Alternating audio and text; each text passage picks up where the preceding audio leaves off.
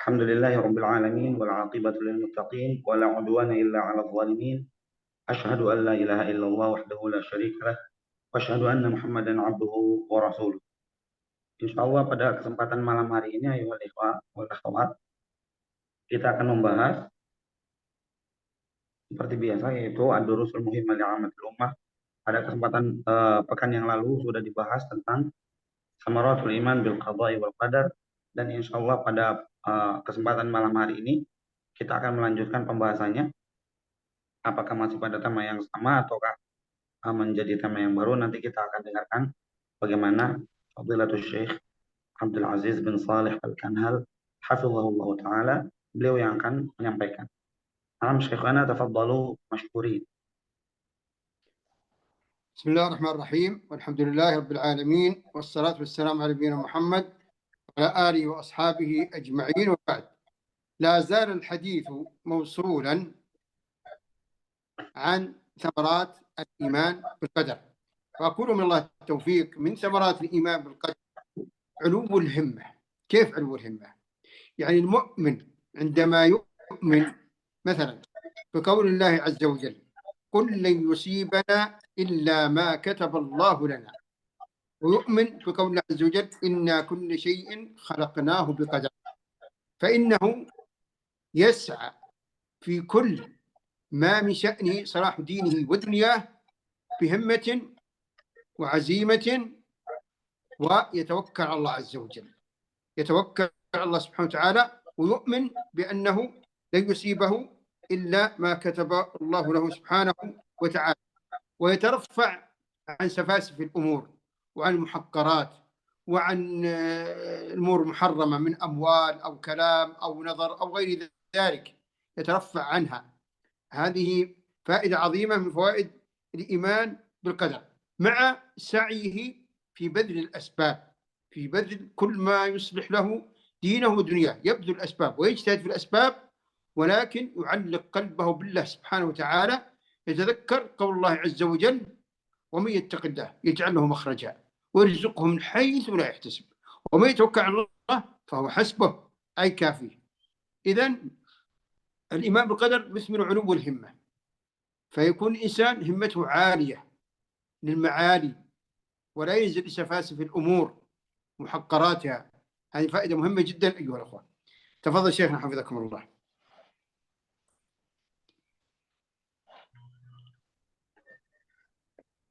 Ya, jadi pembicaraan kita pada malam hari ini masih ada kaitannya dengan samaratul iman bil qada'i wal qadar, yaitu tentang buah dan faidah dari keimanan kita kepada al-qadha dan al-qadar, takdir Allah Subhanahu wa taala. Sini beliau menyampaikan bahwa orang yang betul-betul beriman kepada qadha dan qadar Allah Subhanahu wa taala, tentunya dia akan bergantung kepada Allah Subhanahu wa taala, akan bertawakal kepada Allah Subhanahu wa taala, akan berserah diri dan pasrah kepada Allah Subhanahu wa taala, meninggalkan apa-apa yang tidak bermanfaat untuk dirinya, ya. Hal-hal yang sepele, hal-hal yang remeh-temeh, hal-hal yang tidak membawa manfaat untuk dirinya, itu akan dia tinggalkan. Juga bersamaan dengan itu, dia akan senantiasa berupaya dan berusaha, ya. Selain dia memasrahkan semuanya kepada Allah Subhanahu wa taala, tapi juga dia tetap berusaha dan berupaya mengerahkan semua tenaganya untuk mencapai apa yang dia kehendaki, ya, hal-hal yang bermanfaat baik itu untuk dunianya dan juga untuk akhiratnya. Dan tentunya seperti yang Allah Subhanahu wa taala firmankan, barang siapa yang bertawakal kepada Allah, fahuwa hasbuh. Allah Subhanahu wa taala akan mencukupkan segala kebutuhannya. Ya, ketika seseorang itu meyakini bahwa apa yang menimpa kita itu semuanya adalah karena takdir Allah Subhanahu wa taala, seperti yang Allah firmankan, ma asaba min musibatin illa biidznillah, tidak ada sebuah musibah pun kecuali tidak ada sebuah musibah pun yang menimpa kecuali atas izin Allah Subhanahu wa taala. Maka oleh orang yang seperti ini tentunya dia akan betul-betul bergantung hanya kepada Allah Subhanahu wa taala. Karena dia tahu segala sesuatu yang terjadi di dunia ini semuanya itu Allah Subhanahu wa taala yang mengatur. Sehingga dia tidak lagi bergantung kepada selain Allah Subhanahu wa taala. Dia betul-betul hatinya terpaut dan tertambatkan kepada Allah Subhanahu wa taala dan meninggalkan apa-apa yang tidak bermanfaat untuk dirinya dan selalu senantiasa bertawakal kepada Allah Subhanahu wa taala. Nah, Syekhana, tafadhalu. ومن ثمرات الإيمان بالقدر الحزم والجد في الأمور. يعني المؤمن عندما يؤمن بأن كل الأشياء بتقدير الله سبحانه وتعالى، وأن الله هو المالك المتصرف وحده عز وجل، كما قال سبحانه وتعالى: تبارك الذي بيده الملك وهو على كل شيء قدير. فالمؤمن عندما يؤمن بذلك فإنه يكون حازما جادا في أموره، ولا يتساهل ولا يعتمد على الأسباب. إذن هذه فائدة مهمة جدا. النبي صلى الله عليه وسلم يقول في الحديث الذي رواه الإمام مسلم في صحيحه، يقول: احرص على ما ينفعك ولا تعجز، وإن أصابك شيء فلا تقل لو أني فعلت كذا، لو أني فعلت كذا كان كذا وكذا، ولكن قل قدر الله وما شاء فعل. فالمؤمن بالقدر يحرص على ما ينفع تطبيقا لكلام النبي صلى الله عليه وسلم، ويبذل الأسباب ولا يعجز. لأن هذه فائدة مهمة جدا، ما يسبب العجز والكسل ولا يتواكل على القدر، لا، يبذل الأسباب وفي النهاية يرضى بما قسم الله سبحانه وتعالى له. فعلينا أن نجتهد في هذا الحزم والجد في الأمور وفي بذل الأسباب وعدم تعليق القلوب بها. تفضل شيخنا حفظكم الله.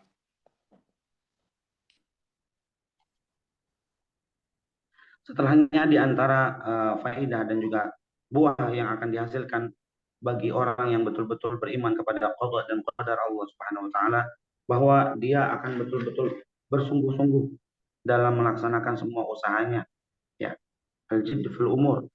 Di sini dia betul-betul meyakini bahwa yang mengatur segala sesuatu adalah Allah Subhanahu wa taala dan yang menguasai semuanya adalah Allah Subhanahu wa taala. Sebagaimana yang Allah Subhanahu wa taala firmankan, tabarakalladzi biyadihil mulku wa huwa ala kulli syai'in qadir. Maha suci Allah yang di tangannya itu ada kerajaan dan dia maha berkuasa terhadap segala sesuatu. Sehingga ketika dia meyakini dan mengetahui bahwa Allah Subhanahu wa taala dialah yang menguasai segala sesuatu, ya, maka semua keinginan dan juga cita-citanya itu diharapkan kepada Allah Subhanahu wa taala. Semuanya diminta kepada Allah Subhanahu wa taala. Akan tetapi bukan berarti dia tidak berusaha. Dia juga berusaha semampu mungkin, sekuat tenaganya, badlul asbab, ya, mengerahkan semua segala sebab-sebab, ya, tapi tidak bertumpuk pada sebab tersebut. Dia tidak menjadikan sebab-sebab yang dia usahakan itu sebagai sesuatu yang dia jadikan sandaran, tidak. Justru dia bersandar kepada Allah Subhanahu wa taala dan bertawakal kepada Allah Subhanahu wa taala, dan dia tahu sebab-sebab itu hanya sekedar sebab saja. Yang sebenarnya menentukan adalah Allah Subhanahu wa taala. Maka di dalam sebuah hadis Rasulullah Shallallahu alaihi wasallam menyatakan, ihris ala ma yanfa'uk, bersemangatlah kamu, ya, uletlah kamu, giatlah kamu untuk mencapai apa yang bermanfaat untuk dirimu. Ihris ala ma yanfa'uk wasta'in billahi wala ta'jiz, dan mohonlah pertolongan kepada Allah Subhanahu wa taala, ya, dan janganlah kamu bersikap lemah, ya. Dan seandainya terjadi sesuatu kepadamu atau ada sesuatu yang menimpa dirimu, maka janganlah kamu mengatakan bahwa anni fa'altu kadza wa kadza. Oh, saya tertimpa ini. Coba kalau tadi saya nggak begini dan nggak begini, pasti nggak bakalan terjadi hal yang seperti itu. Jangan diucapkan seperti itu. Ya. Tapi ucapkanlah, ya, seperti yang diajarkan oleh Rasulullah SAW. Ya, Masya Allah, qadarullahi wa masya'a fa'al. Ya, qadarullah wa masya'a fa'al, itulah yang harus diucapkan oleh seorang mukmin ketika musibah menimpa dia. Bukan dia malah mengatakan, coba kalau tadi saya nggak begini, pasti nggak bakalan terjadi. Nggak usah diucapkan seperti itu. Karena hal itu sudah terjadi. Ngapain juga kita bicara seperti itu, karena tidak mungkin merubah apa yang sudah terjadi. Maka sebaiknya yang kita ucapkan adalah mengucapkan seperti yang diajarkan oleh Rasulullah Shallallahu Alaihi Wasallam, qadarullah wa ma syaa fa'al. Ini semua adalah takdir dari Allah, dan Allah menghendaki dan Allah melakukan apa yang Dia kehendaki.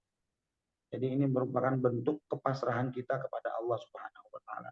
Sehingga orang yang betul-betul beriman kepada Allah Subhanahu wa taala dan beriman kepada qada dan qadar Allah Subhanahu wa taala, dia akan betul-betul pasrah kepada Allah Subhanahu wa taala tanpa melupakan usaha dan bazlul asbab. Dia betul-betul berusaha untuk mencapai cita-citanya dan untuk menggapai apa yang bermanfaat untuk dia di dunia dan di akhirat, ya. Ya. Kemudian sambil dia bertawakal hatinya kepada Allah Subhanahu wa taala, ya. Lalu nanti hasilnya bagaimana, apa yang Allah Subhanahu wa taala berikan kepada dia di ujung daripada usahanya tersebut, ya sudah, dia pasrahkan mau bagaimana hasilnya, dia pasrahkan kepada Allah Subhanahu wa taala, dan dia ridho terhadap apa yang dibagi oleh Allah Subhanahu wa taala dan apa yang diberi oleh Allah Subhanahu wa taala. Udah melakukan segala usaha, ya, tapi ternyata misalnya belum berhasil dan gagal, ya ridho dia. Ridho dan pasrah karena semuanya dari Allah Subhanahu wa taala. Kalau misalnya dapat, ya berarti dia bersyukur kepada Allah Subhanahu wa taala, ya. Jadi itu ridha dan syukur merupakan kebaikan bagi orang yang betul-betul beriman kepada Allah Subhanahu wa taala dan takdirnya. Barakallahu fikum syekhana. Na'am. ومن ثمرات الإيمان بالقدر الاعتدال في حال السراء والضراء، يعني في حال النعمة وحال المصيبة. فالنعمة من الله سبحانه وتعالى، وما بكم من نعمة فمن الله. النعمة في المال، النعمة في الصحة، النعمة في العلم، النعمة في الوجاهة، كل النعم، وإن تعدوا نعمة الله لا تحصوها. فالمؤمن إذا علم بذلك يقينا وأن هذه النعم التي عنده كلها من الله سبحانه وتعالى، فإنه ماذا في قلبه؟ التواضع لله عز وجل أولا، ثم التواضع للخلق ثانيا، وعدم التكبر والتسخط. لكن الذي لا يتواضع، الذي لا يوفق، ماذا يحصل له؟ كما قال سبحانه وتعالى: إن الإنسان ليطغى أن رآه استغنى. يعني الاستغناء، الإنسان يشوف نفسه مستغنيا بماله أو بوجاهته، ماذا يحصل له؟ يحصل في الغالب إن لم يوفقه الله التعالي والتكبر والطغيان والظلم. فإذا الإيمان بالقدر، إيمانك بأن هذه النعم كلها من الله عز وجل، يجعلك تتواضع لله، تحمد الله، تشكر الله، ثم تتواضع للخلق وتحسن إليهم. إذن هذا اعتدال. كذلك الاعتدال في حال مصيبة. بعض الناس يطيش عقله مع المصيبة، وقد يتسخط ويتضجر، وقد يتهم الله عز وجل والعياذ بالله. وذكر الله سبحانه وتعالى قال: ولنبلونكم بشيء من الخوف والجوع ونقص من الأموال والأنفس والثمرات وبشر الصابرين الذين إذا أصابت مصيبة قالوا إنا لله وإنا إليه راجعون أولئك عليهم صلوات من ربهم ورحمة وأولئك هم المهتدون. إذن المؤمن بالقدر يعتدل في الحالين، حال السراء أي حال النعمة، فلا يطيش ولا يتكبر ولا يتضجر ولا يرى نفسه أفضل من غيره أبدا. وفي حال المصيبة أيضا يحمد الله سبحانه وتعالى على المصيبة ولا يتهم الله عز وجل. فإذا هو معتدل في الحالين معا، معتدل في الحالين معا. تفضل شيخنا حفظكم الله. Nah, barakallahu fikum syekhana. Kemudian samarah selanjutnya bahwa orang yang beriman kepada qada dan qadar Allah Subhanahu wa taala itu dia selalu imbang, ya, selalu dalam keadaan imbang. Mu'tadil fis sarra'i wad dharra. Dia tidak berat sebelah dan selalu berimbang ketika dia dalam kondisi senang dan dalam kondisi duka, dalam kondisi mudah dan dalam kondisi susah, dalam kondisi sedih dan dalam kondisi bersukacita, ya. Selalu dia itu mengingat bahwa apa yang diberikan kepada dirinya berupa kenikmatan, berupa harta, berupa dunia, itu semua berasal dari Allah Subhanahu wa taala yang telah menakdirkan segala sesuatunya untuk dirinya, ya. Allah Subhanahu wa taala berfirman, "Wa ma bikum min ni'matin fa minallah," dan segala macam nikmat yang ada pada diri kalian itu berasal dari Allah Subhanahu wa taala. Sehingga ketika dia menyadari bahwa apa yang ada pada dirinya itu adalah keputusan Allah, takdir Allah, pemberian Allah Subhanahu wa taala, amanah yang Allah berikan kepada dia, maka dia akan bersikap rendah hati di hadapan Allah Subhanahu wa taala. Kemudian dia juga rendah hati kepada sesama makhluk, kepada manusia-manusia yang lain, tidak congkak, tidak sombong, tidak takabur, ya, tidak meremehkan orang yang lain, tidak melakukan kezaliman, tidak melakukan kesewenang-wenangan kepada orang yang mungkin derajatnya di bawah dia, ya. Selalu memuji Allah Subhanahu wa taala dan bersyukur kepada Allah Subhanahu wa taala, ya. Baik dalam kondisi dia itu mendapatkan kenikmatan atau dalam kondisi dia itu mendapatkan musibah, ya. Sebagian orang mungkin ketika dia ditimpa musibah, dia itu dia tadajjar, dia langsung seperti berputus asa, mengucapkan kata-kata yang tidak baik, ya. Lalu kemudian mungkin dia menuduh Allah Subhanahu wa taala dengan tuduhan-tuduhan yang buruk dan jelek, ya. Itu semua adalah jauh dari kesabaran yang seharusnya dimiliki setiap mukmin saat musibah itu menimpa dirinya. Tentunya dalam ayat Al-Qur'an Allah Subhanahu wa taala menyebutkan bagaimana sikap kita seharusnya manakala Allah Subhanahu wa taala menguji kita dengan ujian.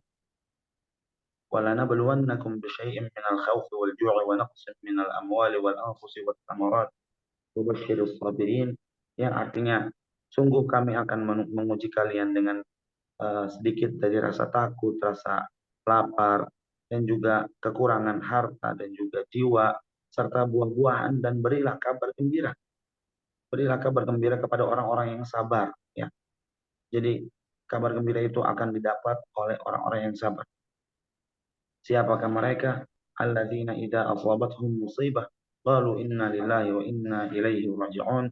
Mereka adalah orang-orang yang ketika ditimpa musibah, mereka akan mengatakan, sesungguhnya kami ini adalah milik Allah dan kami ini akan kembali kepada Allah Subhanahu wa taala semata, ya. Ulaika alaihim salawatun min rabbihim wa rahmah wa ulaika humul muhtadun. Mereka itu adalah orang-orang yang akan mendapatkan salawat dari Rabb mereka dan mendapatkan rahmat, dan mereka itu adalah orang-orang yang mendapatkan hidayah, ya. Sehingga orang yang betul-betul beriman kepada Allah dan Qadar itu, dia itu imbang apapun kondisi yang menimpa dirinya. Baik itu dalam kondisi asarra, senang, mudah, gampang, lapang, kaya, itu asarra. Ataupun dalam kondisi ad-dharra, ketika sedang sedih, ketika sedang ditimpa musibah, ketika sedang susah, ketika sedang miskin, ketika ditimpa musibah, itu dia selalu yang tidak, ya. Ketika dia mendapatkan kenikmatan, dia bersyukur kepada Allah. Ketika mendapatkan musibah, dia bersabar atas musibah tersebut karena Allah Subhanahu wa taala. Nah, Syekhana barakallahu. ومن ثمرات الإيمان بالقدر السلامة من مرض خطير وعظيم. ما هو؟ الحسد. الحسد. الله سبحانه وتعالى قال: أم يحسدون الناس على ما آتاهم الله من فضله. فالحسد من صفات اليهود. الحسد من صفات اليوم. هم لما بعث النبي صلى الله عليه وسلم كانوا يعلمون أنه نبي بعلاماته، ولكنهم نابذوه وكفروا به حسدا. فإذا الحسد من علامات ضعف الإيمان وضعف الإيمان بالقدر، وهو من صفات اليهود. والحاسد قد يضر غيره بإصابته بعين الحاسد، فينبغي المؤمن أن يتنزه من الحسد وأن يجتهد في ذلك وأن يدعو الله أن ينقيه من الحسد. الحسد في أدلة كثيرة من القرآن والسنة تنهى عنه وتبين أنه سيئة عظيمة. من ذلك كما ذكرت الآية: أم يحسدون الناس على ما آتاهم الله من فضله.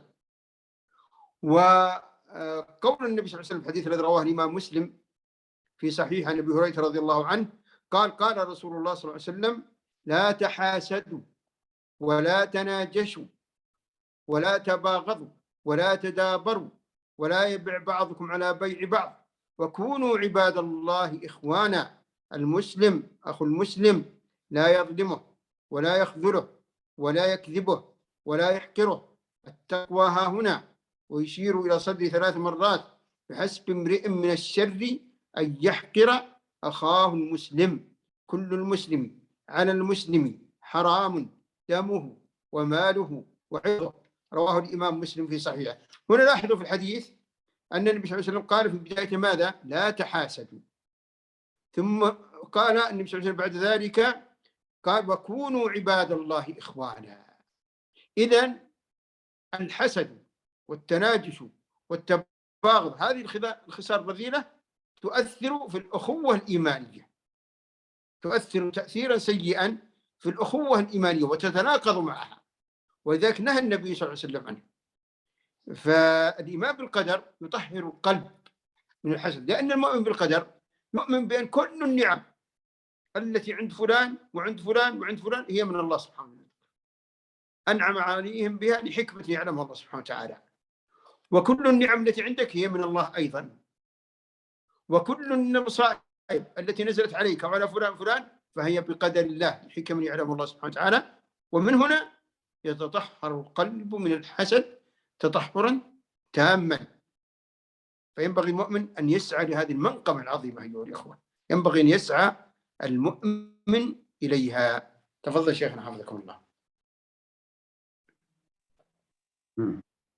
Kemudian di sini Syekh membawakan lagi amarah selanjutnya atau buah yang akan dipetik oleh orang yang betul-betul mengimani qada dan qadar Allah Subhanahu wa taala, yaitu adalah bahwa dia akan terjauh dari sikap hasad, dari sifat hasad, ya, sifat dengki, iri hati, sirik gitu ya, pakai S biasa kalau dalam bahasa sehariannya.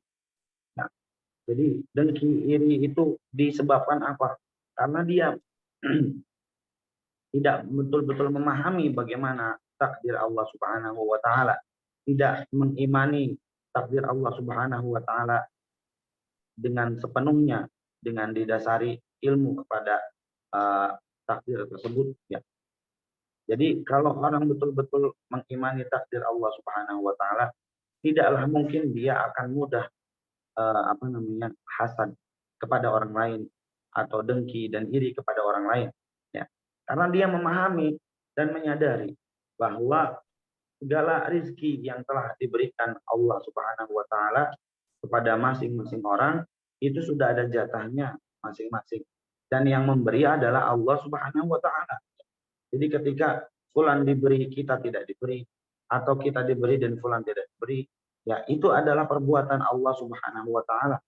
Tidak perlu kita risau, tidak perlu kita itu protes, ya, karena itu adalah keputusan Allah Subhanahu wa taala. Jadi ketika ada orang yang mendapatkan kelebihan lebih daripada apa yang dimiliki oleh kita, ya, itu sebenarnya adalah keputusan Allah dan takdir Allah Subhanahu wa taala. Ya. Ya bukan salah orang itu. Mengapa kita malah benci kepada orang itu? Ya, kalau kita benci kepada orang itu seolah-olah kita membenci apa yang Allah Subhanahu wa taala putuskan. Ya.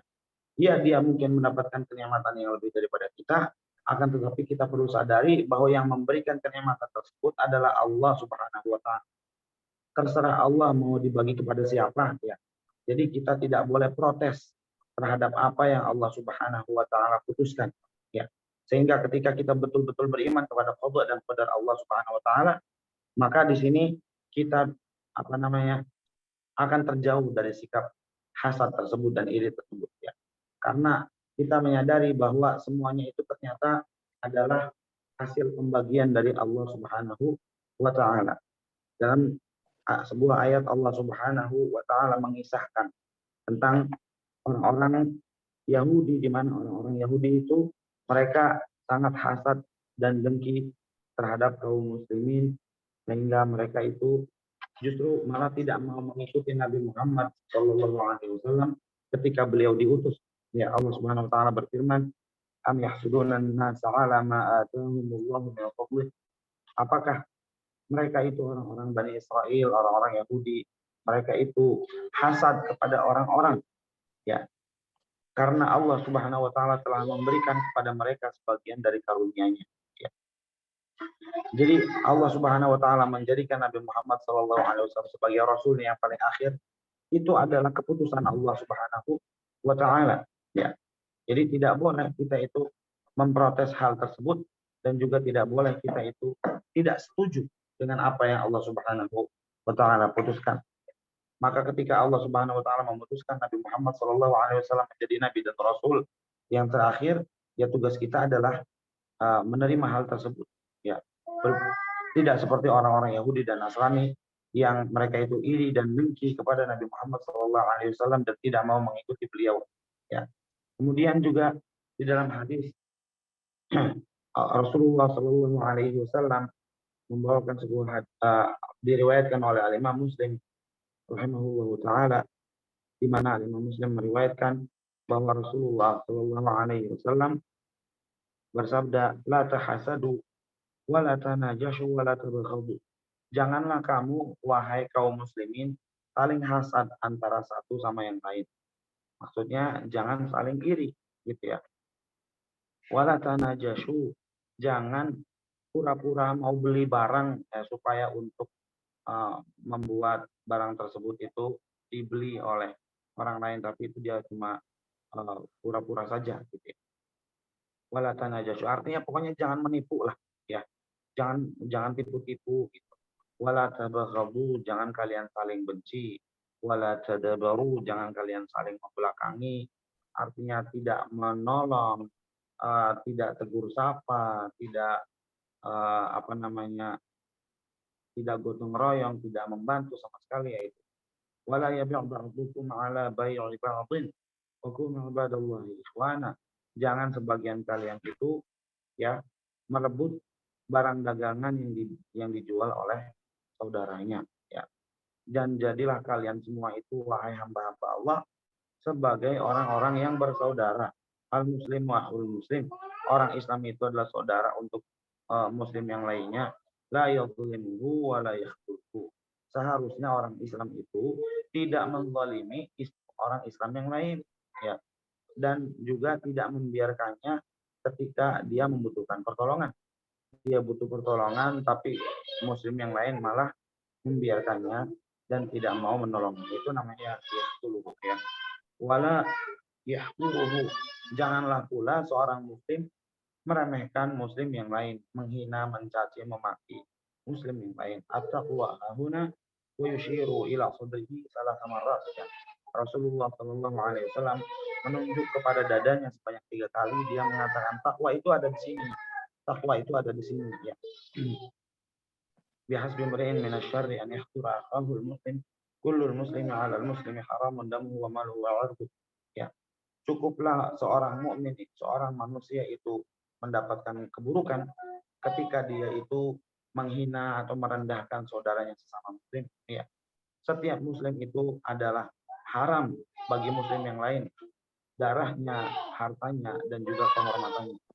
Artinya seorang muslim itu tidak boleh ditumpahkan darahnya oleh muslim yang lain. Tidak boleh diambil atau dicuri hartanya oleh muslim yang lain. Tidak boleh pula kehormatannya, ya, itu dinodai oleh muslim yang lain. Ya, inilah pesan dari Nabi Muhammad SAW untuk semua kaum muslimin agar mereka bersaudara, ya, dan tidak saling membenci satu sama yang lain. Nah, Syekhana barakallahu fikum. ومن ثمرات الإيمان بالقدر العلم بحكمة الله سبحانه وتعالى، وهذه فائدة عظيمة جدا أيها الأخوة. الله عز وجل أكثر من ذكر حكمته سبحانه وتعالى في القرآن. من ذلك قول الله عز وجل: سبح لله ما في السماوات وما في الأرض وهو العزيز الحكيم. لاحظوا أن الله سبحانه وتعالى يقرن بين العزيز والحكيم. لماذا؟ لأن الله سبحانه وتعالى متصف بالحكمة الكاملة مع العزة الكاملة. ولو وجدت أحدا من البشر حكيم فإنه تجده غير عزيز، ولو وجدته عزيزا تجده غير حكيم، ولو وجدته عزيز وحكيم فإن عزته وحكمه ناقصتان من وجوه كثيرة جدا. أما الله سبحانه وتعالى فهو متصف بالعزة الكاملة والحكمة الكاملة، فهو سبحانه وتعالى حكيم في قضائه وقدره، حكيم في شرعه، في أوامره، في نواهيه، لا يقدر شيئا على العبد إلا لحكمة، منها تكفير الخطايا، ومنها رفع الدرجات، ومنها تقوية الإيمان، حكم عظيمة. فالمؤمن إذا آمن بذلك سلم لحكمة الله ولم يعترض ولم يقل لماذا الله يصيبني بكذا، لا. هذه مسألة. المسألة الثانية أيها الإخوة أن ما يحصل للمؤمن هو الآن في نظره شر، ولكن الله عز وجل ادخر فيه خير عظيم لا يدري عنه العبد الآن، لكن قد يعلم عنه مستقبلا. ومن ذلك قول الله عز وجل: كتب عليكم القتال وهو كره لكم، وعسى أن تكرهوا شيئا وهو خير لكم، وعسى أن تحبوا شيئا وهو شر لكم، والله يعلم وأنتم لا تعلمون.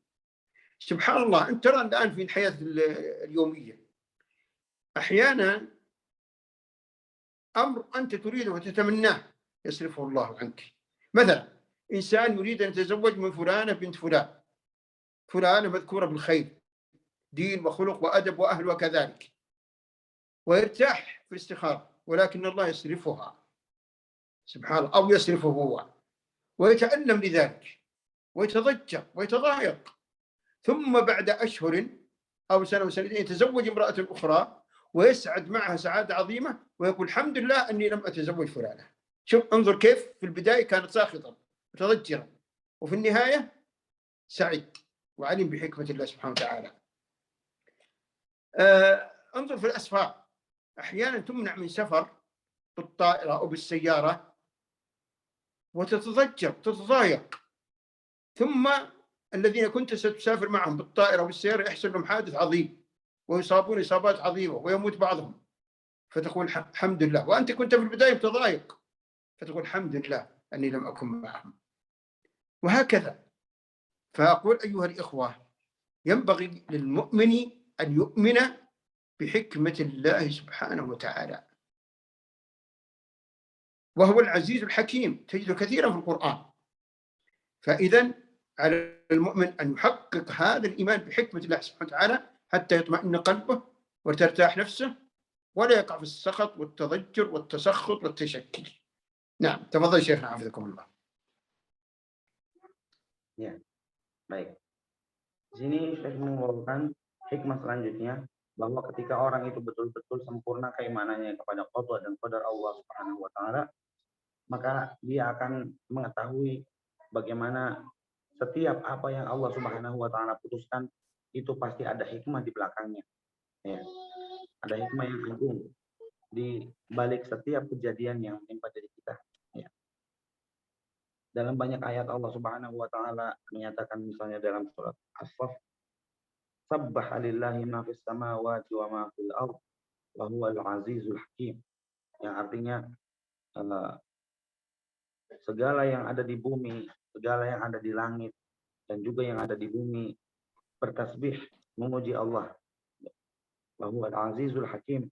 Sedangkan Allah itulah dia zat yang maha al-aziz dan maha al-hakim. Al-aziz artinya maha perkasa, ya, maha terhormat, maha agung, al-aziz. Al-hakim artinya yang maha bijaksana, yang memiliki hikmah yang sempurna dalam setiap keputusan dan perbuatan yang dia lakukan. Ya. Jadi Al-Aziz, Al-Hakim ini adalah dua nama Allah Subhanahu wa taala yang menunjukkan bahwa Allah Subhanahu wa taala memiliki sifat al-izzah dan juga memiliki sifat hikmah. Ya.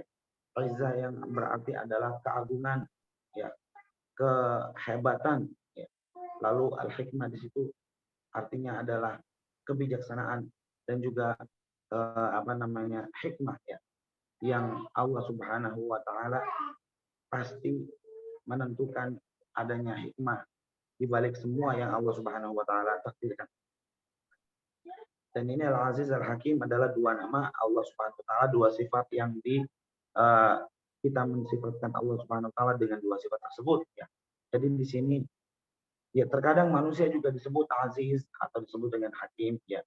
Dan sedikit sekali orang-orang di antara manusia itu kalau dia itu Hakim pasti tidak Aziz. Kalau dia Aziz pasti tidak Hakim ya. Biasanya hanya salah satunya saja. Nah, jadi ada orang yang memiliki kehormatan misalnya, tapi dia tidak Hakim. Artinya tindak tanduknya itu hikmahnya kurang. Ada juga orang yang memiliki hikmah atau apa yang dia lakukan itu dia selalu pikirkan bagaimana nanti yang akan terjadi dan juga dia pikirkan bagaimana nanti akibatnya ya, supaya berimbas baik dan sebagainya. Itu namanya dia berusaha untuk menjadi hakim atau menjadi orang yang bijaksana ya. Jadi terkadang ada orang yang bijaksana tapi dia tidak memiliki izzah, atau ada orang yang memiliki izzah tapi dia tidak bijaksana. Dan ada juga orang yang tadi disebutkan oleh Syekh yang dia punya sifat izzah dan juga punya sifat hikmah. Akan tetapi semuanya tentunya kalau manusia itu adalah serba terbatas ya. Serba terbatas ya. Berbeda dengan sifat izzah dan hikmah Allah Subhanahu wa taala yang betul-betul maha izzah dan maha hikmah. Semua yang Allah Subhanahu wa taala putuskan itu di baliknya semuanya ada hikmah yang Allah Subhanahu wa taala inginkan. Jadi di sini Syekh membawakan misalnya ketika Allah Subhanahu wa taala mewajibkan kepada kaum muslimin untuk berperang di jalan Allah Subhanahu wa taala atau untuk melakukan jihad di jalan Allah Subhanahu wa taala. Itu adalah sebuah syariat yang Allah Subhanahu wa taala putuskan dan disyariatkan untuk kaum muslimin. Padahal dengan jihad itu orang-orang akan berdarah-darah, akan ada korban jiwa, akan ada keributan, akan ada yang luka-luka dan lain sebagainya. Pastinya tidak enak ya kan? Yang namanya jihad di jalan Allah Subhanahu wa taala.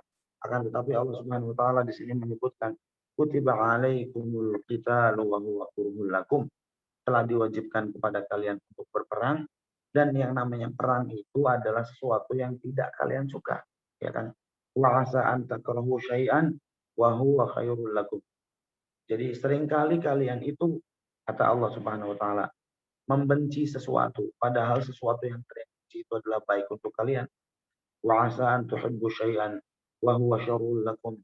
Dan terkadang-kadang mungkin kalian itu membenci sesuatu padahal sesuatu yang kalian benci itu adalah baik untuk kalian. Wallahu ya'lamu wa antum la ta'lamun. Dan Allah itu Maha tahu sedangkan kalian sama sekali tidak mengetahui. Jadi di sini ini semua adalah hikmah ya. Disyariatkannya jihad di jalan Allah Subhanahu wa taala itu mengandung hikmah. Karena kalau tidak ada jihad ya maka nanti orang-orang kafir akan leluasa menguasai kaum muslimin dan nanti akan hilanglah sudah itu kaum muslimin ya, kalau nggak ada jihad. Dengan adanya jihad maka Allah Subhanahu wa taala menjaga kaum muslimin ya dan juga menjaga keberadaan mereka. Di sini saya mencontohkan misalnya kalau ada orang yang dia itu ingin menikah dengan si fulana binti fulan ya. Dia ingin menikah dengan dia, ngebut banget pengen nikah sama dia. Dia itu orang yang baik, orang yang cantik segala macam ya. Tapi ternyata Allah Subhanahu wa taala berkeputusan lain sehingga si wanita tersebut ternyata dinikahi oleh laki-laki yang lain. Dan si fulan ini yang ngebut pengen nikah dengan si wanita itu ternyata dia mendapatkan jodoh yang lain gitu ya. Setelah berjalan selang beberapa tahun ya, ternyata cocok jodohnya itu yang dia dapatkan. Sehingga dia kemudian bersyukur kepada Allah. Alhamdulillah saya dapat pasangan yang ini. Coba kalau saya dapat pasangan yang itu mungkin nggak tahu bagaimana jadinya. Tapi saya dapat pasangan yang ini ternyata ini lebih cocok bagi saya. Lebih terasi bagi saya. Lebih langgeng sejahtera kehidupan rumah tangga saya. Gitu. Jadi malah bersyukur kepada Allah Subhanahu wa taala. Padahal di awalnya ketika wanita yang dia kejar itu ingin dia nikahi ternyata tidak kesampaian ya dia itu berkeluh kesah, dia itu mungkin nggak bisa makan atau sedih dan lain sebagainya, ya. Pertamanya seperti itu, tapi kemudian Allah Subhanahu wa taala memberikan dia jodoh yang lain dan ternyata jodoh yang lain ini malah lebih cocok dan kemudian dia bersyukur kepada Allah Subhanahu wa taala. Juga Syekh memberikan contoh yang lain, misalnya ketika kita ini mau naik pesawat atau naik bis atau naik apa namanya kereta dan lain sebagainya. Tapi ternyata Allah Subhanahu wa taala menakdirkan bahwa kita itu tidak bisa menaiki bis tersebut yang sudah kita pesan tiketnya dari jauh-jauh hari, atau kita tidak bisa menaiki pesawat tersebut ya, dan kendaraan yang sudah kita alat transportasi yang sudah kita pesan tersebut ya. Ternyata misalnya bis tersebut atau pesawat tersebut mengalami kecelakaan dan kita tidak ikut di dalamnya padahal kita sudah beli tiket, maka kita akan bersyukur kepada Allah Subhanahu wa taala. Padahal di awalnya ketika kita itu sudah punya tiket tapi kita terlarang atau tidak bisa masuk, terhalang ya, terhalang nggak bisa masuk, nggak bisa mengikuti ke dalam gitu. Ya kita marah-marah, kita nggak terima dan lain sebagainya. Tapi ternyata ketika kendaraan tersebut mengalami kecelakaan, ya akhirnya kita sendiri juga yang bersyukur kepada Allah Subhanahu wa taala dan memuji Allah Subhanahu wa taala karena kita tidak termasuk ke dalam orang-orang yang naik kendaraan tersebut.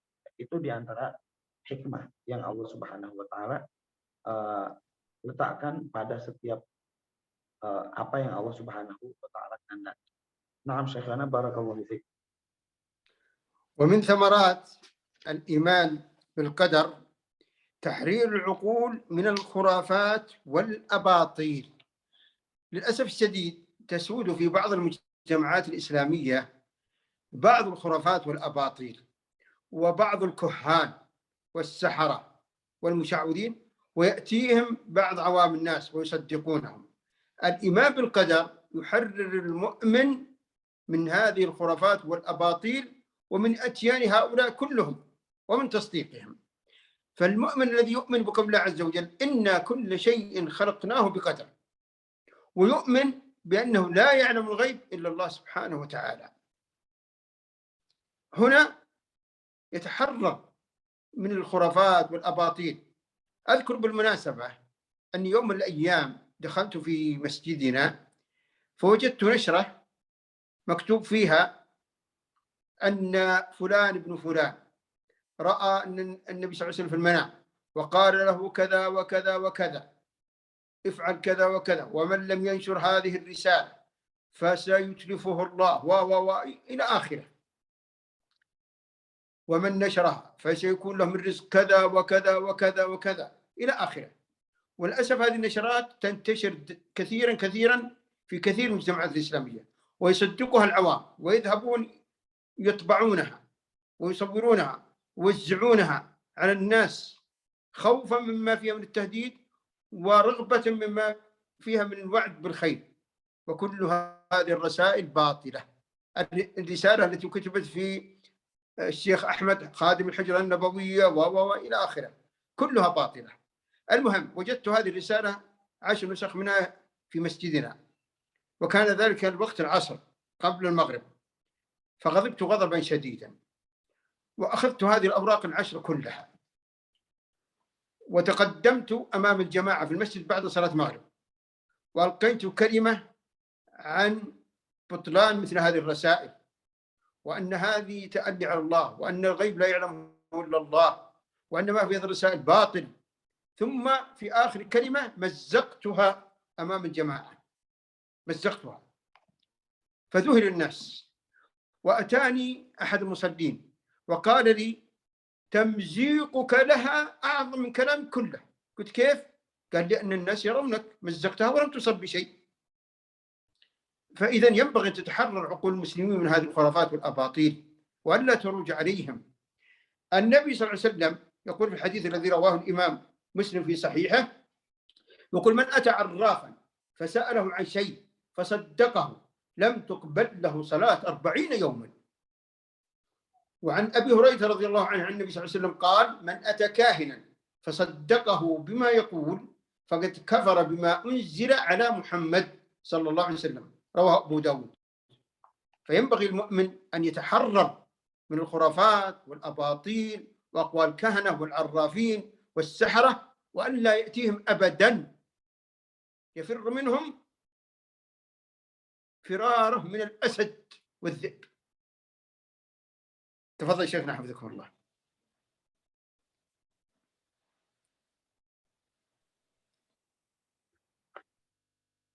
Ya, kemudian selanjutnya di sini Syekh membawakan samarah yang baru lagi, yaitu bahwa orang yang betul-betul beriman kepada qada dan qadar Allah Subhanahu wa taala, maka dia akan terbebas ya, atau merdeka ya, akalnya itu akan merdeka dari al-khurafat, dari al-abatil, dari apa namanya,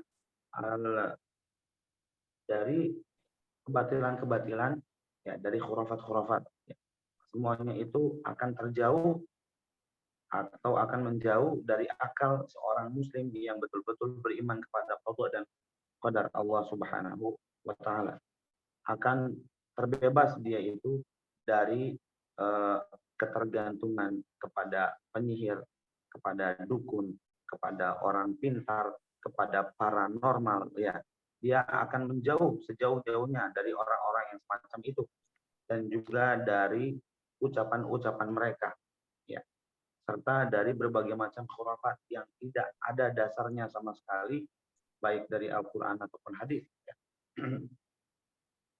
Oleh karenanya dahulu sekali waktu itu pernah terjadi ya, di mana orang-orang itu menyebarkan sebuah artikel yang isinya adalah bahwa ada seorang yang menjaga kamar Nabi Muhammad SAW yang namanya adalah Syekh Ahmad Khadim Al-Hujrah An-Nabawiyah ya, katanya seperti itu.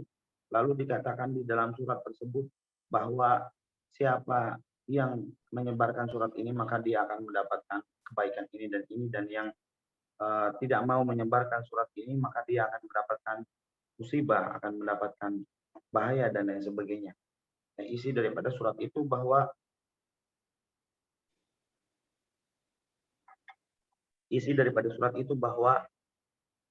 Syekh Ahmad ini dia berjumpa dengan Nabi Muhammad SAW dalam mimpinya ya. Lalu Nabi Muhammad SAW berpesan dengan beberapa pesan ya. Kemudian di sini Syekh Abdul Aziz bin Saleh menceritakan bahwa di masjidnya di sana di Madinah ya, beliau mendapati surat tersebut di pelataran masjid ketika setelah sholat asar ya.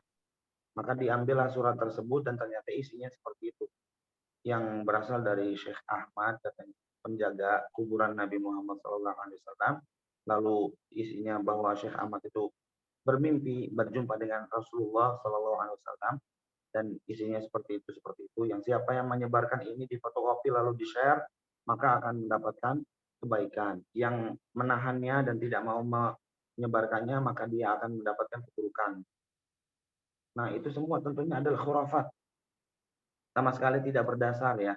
Itu adalah berita bohong, 100% hoax ya. Tidak ada yang namanya penjaga Nabi Muhammad SAW atau penjaga kuburan Nabi Muhammad SAW yang namanya Syekh Ahmad tersebut, tidak ada. Kemudian juga beritanya bohong ya, dan itu semua adalah khurafat ya. Dan Syekh sangat sedih sekali karena mendapatkan surat itu di Madinah ya, di masjid beliau. Maka oleh karena setelah selesai sholat maghrib, beliau kemudian menyampaikan kultumnya di hadapan jamaah sekalian ya, dan beliau sangat marah sekali, kemudian menjelaskan bahwa apa yang ada di dalam surat tersebut atau lembaran-lembaran kertas tersebut itu adalah khurafat semuanya, tidak dibenarkan di dalam ajaran agama Islam, dan tidak ada yang mengetahui tentang hal-hal yang gaib kecuali hanya Allah Subhanahu wa taala ya. Dan itu semua adalah khurafat. Setelah disampaikan seperti itu, lalu kemudian dirobek-robeklah surat itu, dirobek-robek di hadapan jamaah. Maka sebagian jamaah bilang, ini kenapa dirobek wahai Syekh gitu kan? Ini kalau dirobek lebih parah lagi daripada apa yang Anda ucapkan. Maka Syekh di sini Syekh Abdul Aziz bilang, ini saya robek-robek suratnya dan lihat tidak terjadi apa-apa kan? Nah, katanya tadi kalau misalnya nggak mau disebarkan, nanti akan terjadi ini dan itu. Ternyata nggak terjadi apa-apa. Ini saya sobek-sobek. di hadapan jamaah. Ternyata tidak terjadi apa-apa. Itu dulu pernah tersebar ya, mungkin di Indonesia juga dulu pernah tersebar seperti itu. Oleh karenanya di dalam sebuah hadis Rasulullah SAW menyatakan, man atakahinan aw arrafan. Siapa yang datang kepada dukun, kepada paranormal ya, pada orang pintar, kepada Mbah Anu dan itu atau kiai ini atau ustadz ini tapi kegiatannya malah perdukunan ya. Ya, itu siapa yang mendatangi mereka, datang doang ini ya. Terlalu mendengarkan masukan mereka atau wajangan mereka ya, baru datang doang ya. Lam tuqbal lahu salatun arba'ina yauman, maka tidak akan diterima salat selama 40 hari. Itu cuma datang dan dengar doang ya. Itu tidak diterima salatnya selama 40 hari. Bayangkan. Ya. Jadi ini mendengarkan khurafatnya para tukang dukun, paranormal, orang pintar ya seperti itu. Dengar doang itu 40 hari nggak diterima. Maka harus kita menjauh sejauh-jauhnya dari orang-orang semacam itu. Ya. Kemudian di dalam hadis yang lain disebutkan bahwa siapa yang mendatangi mereka, ya lalu kemudian fasaddaqahu bima yaqul, membenarkan apa yang diucapkan si dukun tadi. Dukun itu bilang ini, dia membenarkannya. Dukun itu nyuruh ini, dia lakukan. Nah itu kalau sampai seperti itu berarti faqad kafara bima unzila ala Muhammadin sallallahu alaihi wasallam. Berarti dia telah kufur terhadap wahyu, terhadap agama Islam yang telah diturunkan kepada Nabi Muhammad sallallahu alaihi wasallam. Jadi ini permasalahan yang sangat fatal sekali akibatnya. Oleh karena kita harus betul-betul memperhatikan ya. Kalau halnya terkait dengan akidah, maka jangan asal share begitu saja, misalnya di WhatsApp atau apa, ada orang di kuburan ketemu ini segala macam. Itu semua adalah berita-berita gaib yang tidak mungkin diketahui oleh orang yang hidup. Ya. Oleh karenanya tidak mungkin kita itu mempercayai hal tersebut begitu saja. Kalau kita betul-betul beriman kepada qada dan qadar Allah Subhanahu wa taala dan bahwa Allah Subhanahu wa taala yang berkuasa dan juga menentukan segala sesuatunya, maka seharusnya kita tidak mudah membenarkan berita-berita yang berseliweran seperti itu, yang seolah-olah gaib itu adalah hal yang sangat mudah diketahui oleh orang ya. Padahal yang berita-berita gaib itu hanya Allah Subhanahu wa taala yang mengetahuinya. Nah, Syekhana barakallahu fiik. والآن إلى آخر ثمرة من ثمرات الإيمان بالقدر، وبعدها إن شاء الله من الدرس القادم ننتقل إلى شروط الصلاة. آخر ثمرة هي سكون القلب وطمأنينة النفس وراحة البال، وهذه والله نعمة عظيمة عظيمة جدا. المؤمن الذي يؤمن بقول الله عز وجل إنا كل شيء خلقناه بقدر. قال ابن عباس رضي الله عنه في هذه الآية حتى وضعك يدك على خدك فهي بقدر الله. والمؤمن الذي يؤمن بقول الله عز وجل ما أصاب مصيبة في الأرض ولا في أنفسكم إلا في كتاب من قبل أن نبرأها إن ذلك على الله يسير. وقول الله عز وجل ما أصاب مصيبة إلا بإذن الله ومن يؤمن بالله يهدي قلبه. قال علقم رحمه الله هو الرجل، طبعا الرجل تعم الرجل والمرأة، قال هو الرجل تصيبه المصيبة فيعلم أنها من قبل الله فيسلم ويرفع. فالمؤمن بالقدر يعيش في راحة عجيبة. ولذلك الله سبحانه وتعالى قال إنما يخشى الله من عباده العلماء. لاحظوا سبحان الله أن العلماء هم أكثر الناس طمأنينة. لماذا؟ لأنهم أكثر الناس إيمانا، أكثر الناس إيمانا وإيمانا بالقدر وصبرا على أقدار الله عز وجل. ولذلك تجده في سعادة وفي طمأنينة وفي راحة حتى عند الإصابة بالمصائب. يحمدون الله، يشكرون الله سبحانه وتعالى، يثنون على الله، يذكرون نعم الله، هكذا يورث الإيمان بالقدر طمأنينة وراحة وسكينة. والذي يحرص على الإكثار من تلاوة القرآن يجد هذه اللذة. الله عز وجل قال ألا بذكر الله تطمئن القلوب، ومن أعظم ذكر الله تلاوة القرآن، وخاصة التلاوة بتدبر وخشوع، تورث هذا الإيمان بالقدر والصبر والطمأنينة والسكينة وعموم الإكثار من العبادات.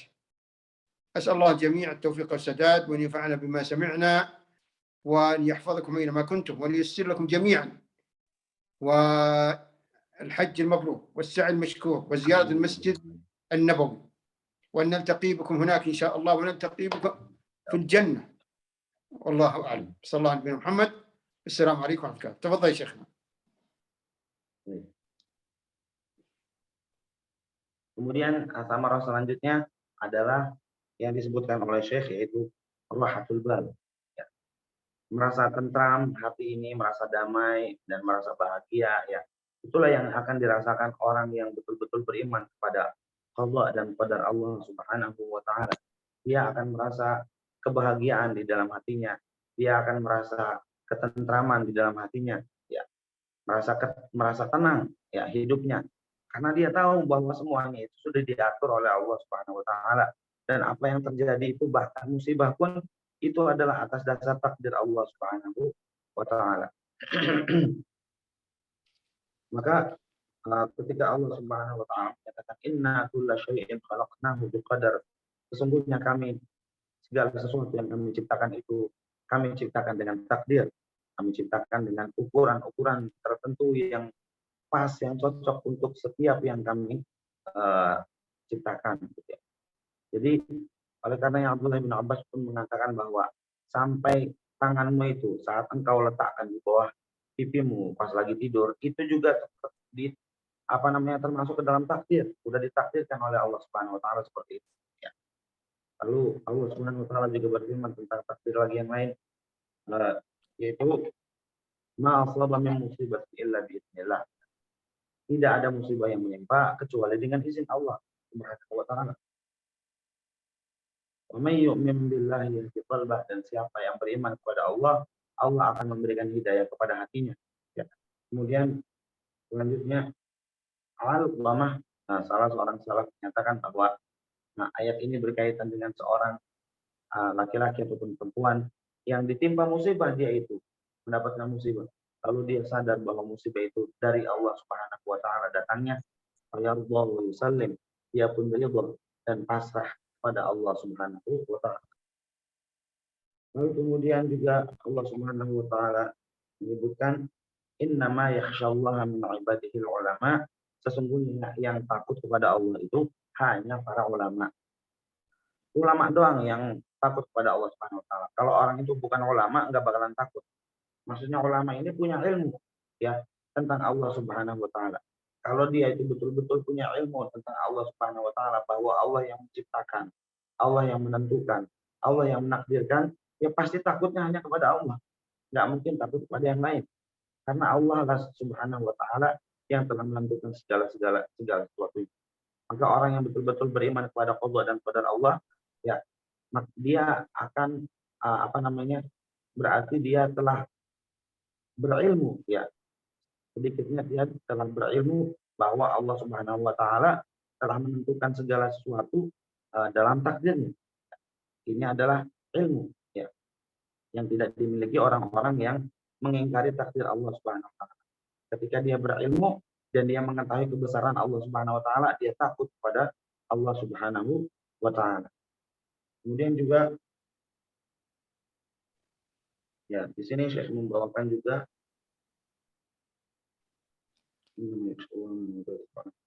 apa yang disabdakan oleh Rasulullah, apa yang difirmankan oleh Allah Subhanahu wa Ta'ala, ma asaba min musibatin fil ardi wala fi anfusikum illa fi kitabin min qabli an nabra'aha inna dzalika 'ala Allah yasir. Yang artinya ini ada ayat nomor 22 surat Al-Hadid ya, di mana Allah Subhanahu wa Ta'ala berfirman tadi yang artinya tidaklah ada musibah yang menimpa baik itu di bumi ataupun di dalam diri kalian, kecuali hal itu sudah ditentukan di dalam sebuah kitab sebelum kami menciptakannya. Ya, sebelum musibah itu diciptakan, sebelum langit dan bumi itu diciptakan, itu sudah ditentukan takdir tersebut di dalam sebuah kitab, maksudnya Al-Lauhul Mahfuz ya. Inna dzalika 'ala Allah yasir. Sungguhnya hal yang itu adalah amat sangat mudah bagi Allah Subhanahu wa Ta'ala. Jadi ketika orang itu mengetahui ya semua ini atas dasar takdir Allah Subhanahu wa Ta'ala, tinggal kita berusaha, tinggal kita mengupayakan dan mengerahkan semua usaha kita dan bertawakal kepada Allah Subhanahu wa Ta'ala, kita serahkan semua hasilnya kepada Allah Subhanahu wa Ta'ala. Kan enak tuh, tenang ya kan?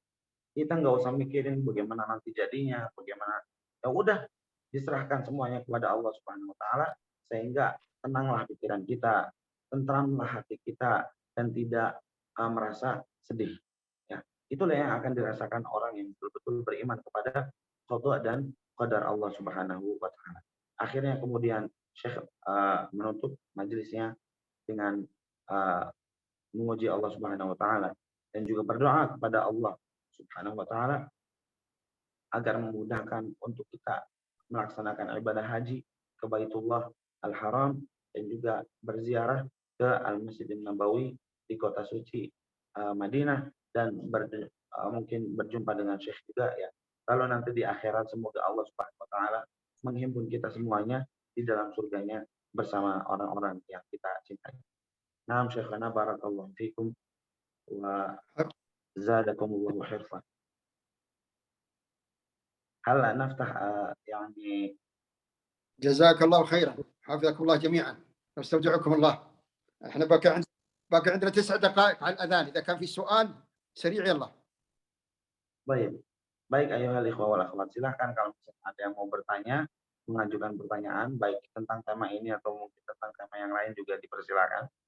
Langsung saja mic-nya dinyalakan, ditanyakan, nanti akan ana terjemahkan kalau mau pakai bahasa Indonesia. Kalau sudah bisa bahasa Arab, langsung ditanyakan pakai bahasa Arab. Silakan. Atau kalau misalnya mau ditulis dalam chat juga nggak apa-apa. Sini ada chat ya. Ada pertanyaan yang mau diajukan, silakan.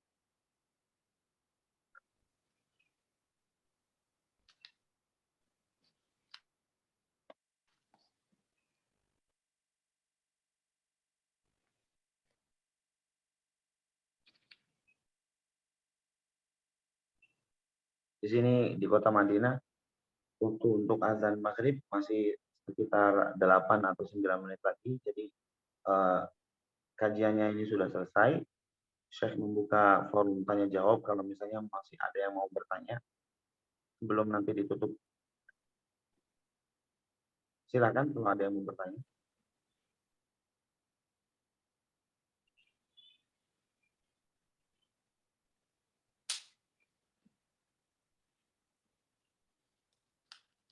يبدو أنه لا يوجد من يسأل شيخ، لكن نعم. يعني علقمة هذا لا يوجد من يسأل، لا يوجد من يسأل، لكن أنا عندي سؤال يعني عن علقمة هذا، هل هو أحد من السلف الصالح؟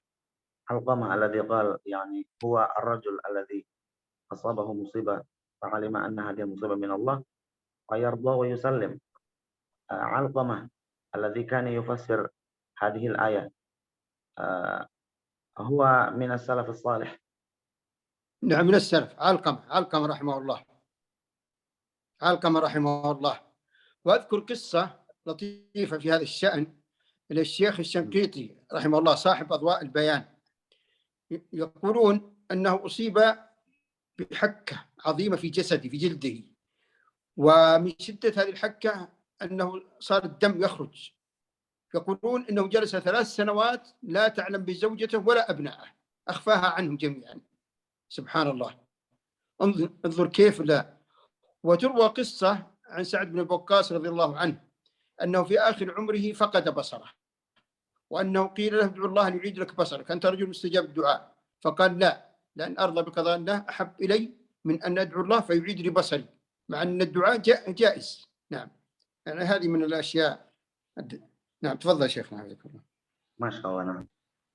Jadi di sini Syekh menyebutkan tadi anak bilang mengenai Alqamah tadi itu siapa beliau. Di sini menyebutkan bahwa Alqamah itu adalah salah satu dari salaf, mungkin dari kalangan tabi'in atau tabi'ut tabi'in, muridnya para sahabat. Itulah Alqamah. Nanti mungkin bisa dilihat juga bagaimana biografi tentang beliau. Lalu kemudian ada kisah yang lain yang dibawakan oleh Syekh tadi berkaitan dengan Syekh Muhammad Al-Amin Asy-Syanqiti yang merupakan penulis dari tafsir Adwaul Bayan, di tafsir Al-Quran. Ya, Syekh Asy-Syanqiti ini diceritakan bahwa beliau itu pernah terkena sakit gatal-gatal di kulitnya, ya. Dan gatal-gatal itu tidak di sekujur badan, mungkin ada di bagian tubuhnya yang mana yang gatalnya itu kalau datang gatal itu bisa sampai berdarah kulitnya ya, digaruk-garuk sampai berdarah kulit. Dan itu berlangsung selama 3 tahun.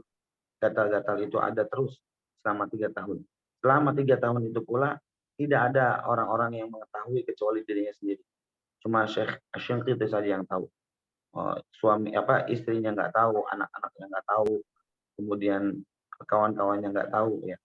Dia menyembunyikan penyakit tersebut dari banyak orang ya. Jadi artinya ini betul-betul kesabaran beliau dalam menghadapi musibah yang menimpa dirinya dan bagaimana dia mengetahui bahwa itu adalah dari Allah Subhanahu wa taala dan tidak mengeluh sedikit pun di hadapan makhluk ya. Artinya tidak bilang ke istrinya, nggak bilang ke siapa-siapa. Itu 3 tahun berlalu ya. Akhirnya kemudian Allah Subhanahu wa taala menyembuhkan penyakitnya tersebut. Lalu kemudian juga di sini disebutkan seorang sahabat Nabi yang bernama Sa'ad bin Abi Waqqas radhiyallahu anhu, dikisahkan oleh Syekh tadi bahwa beliau itu di akhir hayatnya ya kehilangan penglihatannya. Artinya beliau menjadi orang yang buta, yang tadinya dia tidak buta, tapi kemudian Allah Subhanahu wa taala menghendaki bahwa Sa'ad bin Abi Waqqas itu mengalami kebutaan di akhir hayatnya. Maka kemudian orang-orang keluarganya dan juga murid-muridnya, orang-orang yang terdekat darinya mendatangi Sa'ad ibn Abi Waqqas radhiyallahu anhu lalu mengatakan, engkau adalah orang yang bertakwa, orang alim ya, orang yang dekat dari Allah Subhanahu wa taala ya. Dan kalau berdoa dan memohon pasti nanti akan dikabulkan oleh Allah Subhanahu wa taala. Mengapa engkau tidak berdoa saja dan memohon kepada Allah Subhanahu wa taala agar engkau dikembalikan lagi penglihatannya seperti sedia kala. Memohon kepada Allah supaya Allah mengembalikan lagi penglihatan Anda gitu. Mengapa engkau tidak lakukan wahai Syekh gitu kan? Para muridnya, keluarganya bilang seperti itu. Maka kemudian Sa'ad bin Abi Waqqas radhiyallahu anhu beliau mengatakan, "Tidak, saya tidak mau berdoa seperti itu. Saya lebih suka ridho ya dan menerima apa yang Allah Subhanahu wa taala putuskan dan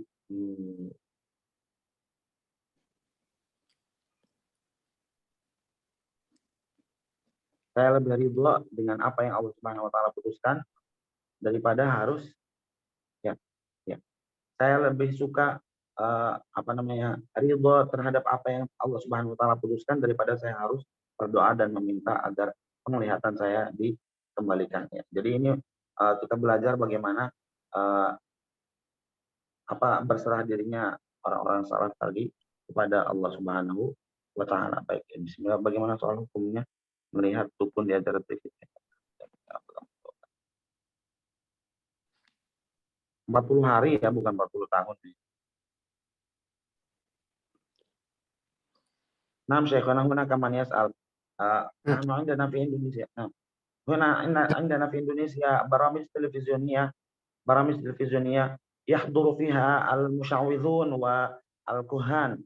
هل يجوز سماع هذه البرامج التلفزيونية التي يحضر فيها؟ لا يجوز. هذا ينطبق عليها قول النبي صلى الله عليه وسلم: من أتى عرافا أو كاهنا فصدقه بما يقول. لا يجوز. نعم. Ya, tidak diperbolehkan ya. Jadi kalau misalnya dia hadir di kajian di live di televisi atau di acara bincang-bincang dan sebagainya itu tidak diperbolehkan. Wa binisbah li al-muslimil marid alladhi usiba bisihr ya Syekh. يعالج بالدعاء والرقية الشرعية فقط. أما ذهاب السحرة فلا يجوز. Kata Syekh tadi, orang yang terkena sihir, pasien sihir itu ya diobatinya dengan cara apa? Dengan cara ruqyah dan juga dengan cara ruqyah dan juga dengan cara didoakan kepada Allah Subhanahu wa taala supaya disembuhkan. Adapun kalau kita datangnya kepada sihir lagi, kepada tukang sihir lagi yang lainnya supaya sihir yang ada pada dia itu dilepaskan, tapi minta tolongnya kepada tukang sihir yang lain, itu tidak diperbolehkan di dalam syariat Islam. نعم شيخنا بارك الله فيكم. السلام عليكم. جزاكم الله خير. استودعكم الله. حياكم. مع السلامة. أذن. نعم. حياكم. إلى اللقاء شيخنا. حياكم. مع السلامة. Waalaikumsalam.